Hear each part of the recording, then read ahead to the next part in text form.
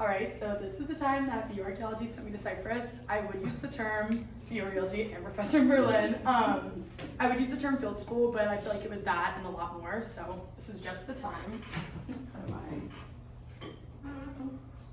Oh, okay, so I'm gonna do a who, what, when, where, how. Who, me, Essel, who was, I believe she just finished her undergraduate studies, and that's us.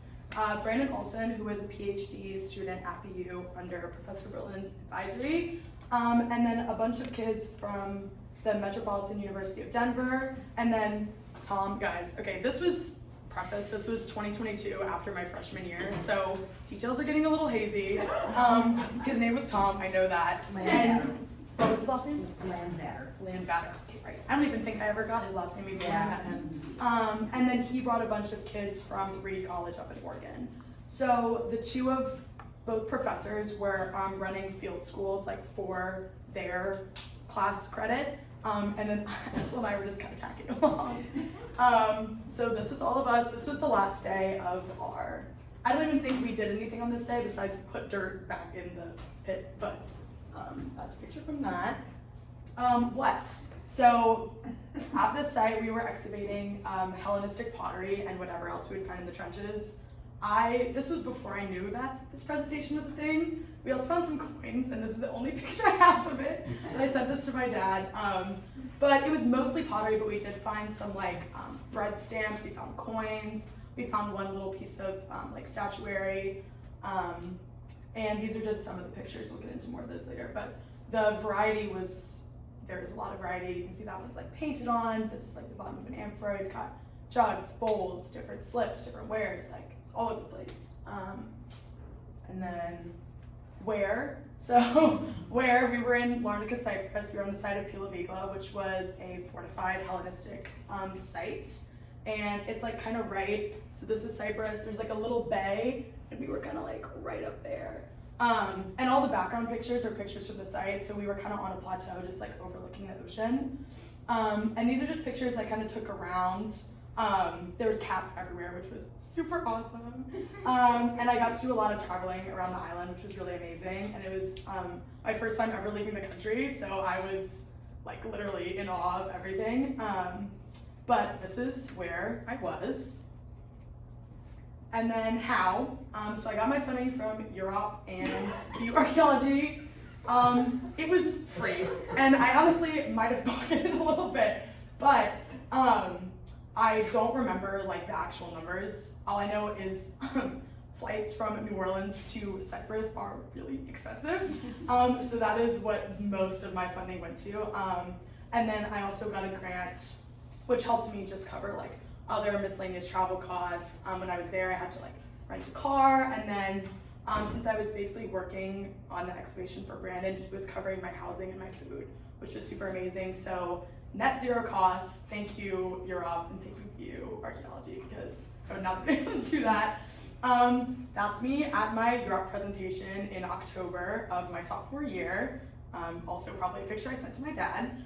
This is my final project, and here's like a little bit of my abstract. So basically what I was kind of looking at was trying to figure out what I could tell about the people who once lived at this site, just based off the pottery and the other things we were finding there, because there's just no like written historical information on them. So what I was gonna do is I was gonna take the weekends and I was gonna travel around.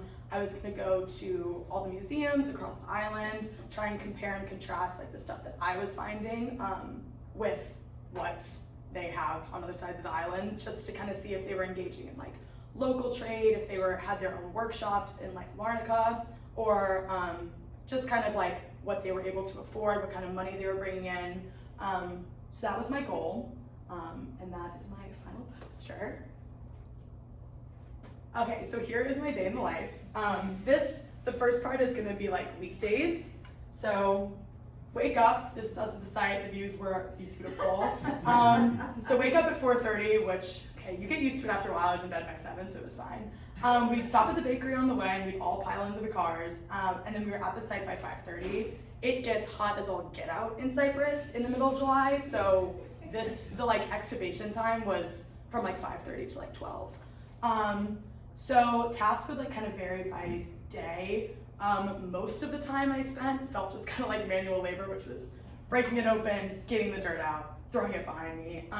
And so we had a digging station and like a sifting station. And we'd kind of go back and forth. The sifting was not as like laborious as the pickaxing.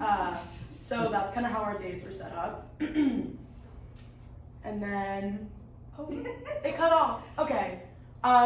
The bulk of the day would just be digging. So these are trenches. They have actual numbers. I'm gonna call them A and B because I don't remember the numbers.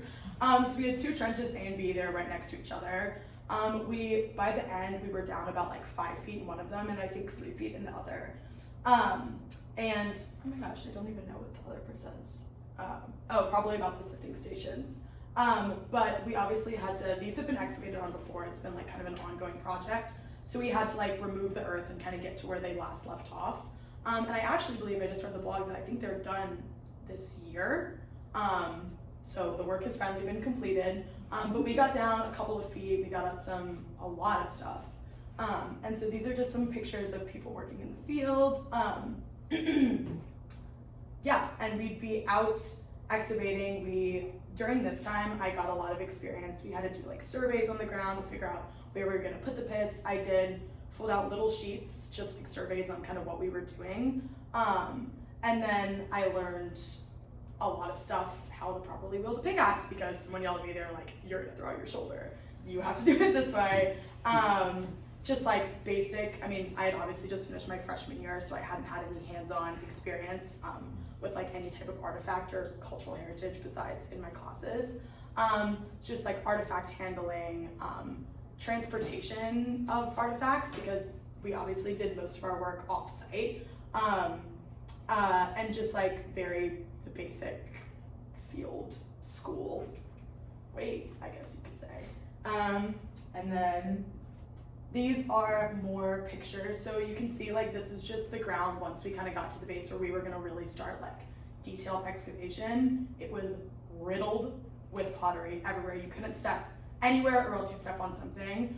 This is Brandon removing a giant amphora from the ground. And so there was much work to be done, obviously, as evidenced by these pictures. And then, so for the rest of the afternoon, we'd leave the site at like 12:30 latest, go back, get some lunch. I had this like shawarma place across the street, ate that every single day. Me and the guy were tight by the end. And then we'd go to this place called Terra Umbra, basically the studio, where we would like finalize all of our clean and wash and store. But it was a big like area, I don't even know what you call like a warehouse, in like the city of Larnaca. So basically all the stuff that they're excavating in the local sites, which there are a bunch of them, would all go to this like one storage facility. No internet.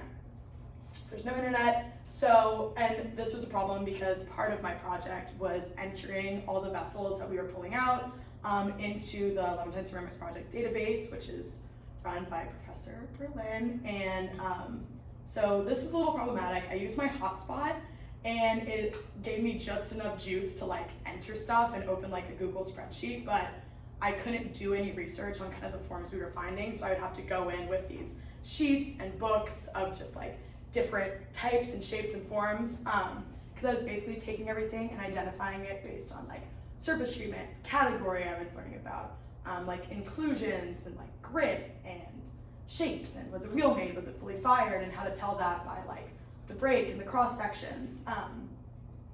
And so that was a very collaborative effort. So me and Estel were basically in our own little makeshift studio in the main storage facility, and everybody else would be kind of outside cleaning, washing pottery. So if I had something, I was like, I don't know what this is. I'd say, Estel, do you know what this is? And sometimes she would say yes, and sometimes she would say no. If she said no, we'd walk out and we'd show it to everyone cleaning pottery, and we just had a bunch of we had a bunch of like opinions, and we had to work together to kind of figure out like what was going on, what these little pieces were that we were finding. This was Ramses. He was the dog that was there all the time, and he was really, really cute. And that's like the only picture I have of like the area that I was working in. And I was taking photographs and like little measurements. So all these pictures are ones that I took. The setup for that was 5 minutes. very makeshift. We have a towel and there was an eraser holding up the little size thing. It was very archaeology of all of us.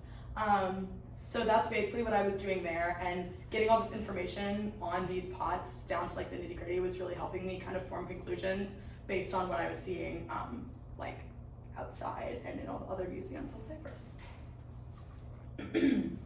And the weekends were used kind of for like travel, and I was doing research. So the first weekend I was by myself, hence the solo self-timer image of me in the Tomb of Kings.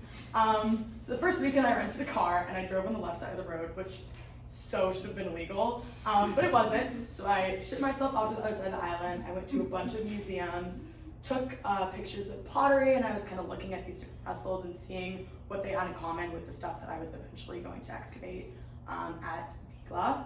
And then luckily for me, Brandon has been working on Cyprus for a long time, so they had a bunch of, the first weekend I was by myself, and then they all came, and so those weekends we would all do trips together.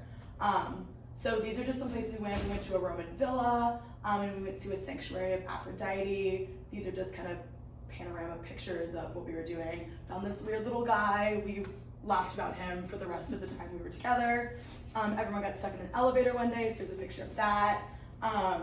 And it was just a really amazing way to like see the island, especially with people who had been there. And they had a lot of insight on kind of my project, which was just really amazing. And it was beautiful, obviously. And so what did I learn? What did I learn? I learned literally everything and everything in between everything. So surveying techniques, I learned how to hold a pickaxe, everything about artifact handling, identification, cleaning, photographing. Like, what am I holding? You have no idea. It was just everything. It was extremely, extremely hands-on. And there were a couple times where we got to go to the local museum and kind of talk to the curators and the people who work there, and that was just very insightful. I learned how to research, organization. The place where the pottery was stored wasn't exactly the most organized ever, so I had this massive spreadsheet that kind of helped me keep everything in check. I learned about pottery, so much about pottery, and I was able to draw some conclusions about the people who lived at Vigla, which was basically that they were engaged in like local trade. The forms that we were finding were very similar to the forms on like the opposite side of the island, but they had different materials, which means they were probably getting from like local local workshops and stuff. And it kind of had some open-ended questions about the couple of forms that we couldn't find on the other end of the island, which is a research project for another day and another gal. But yeah, those were my conclusions, and I think that's it. Yeah.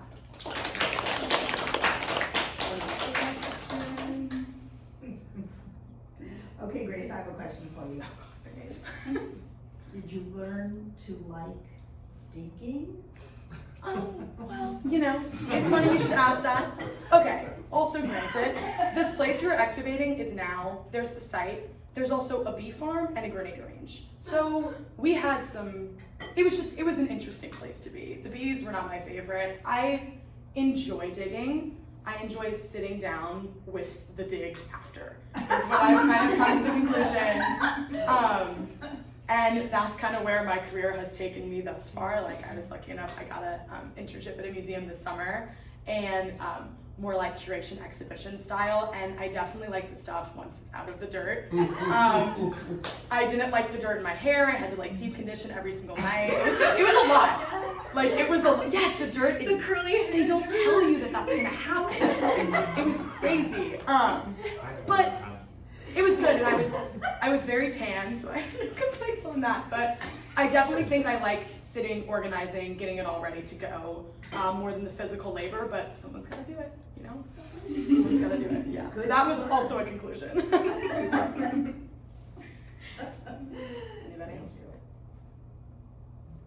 All right, thank you.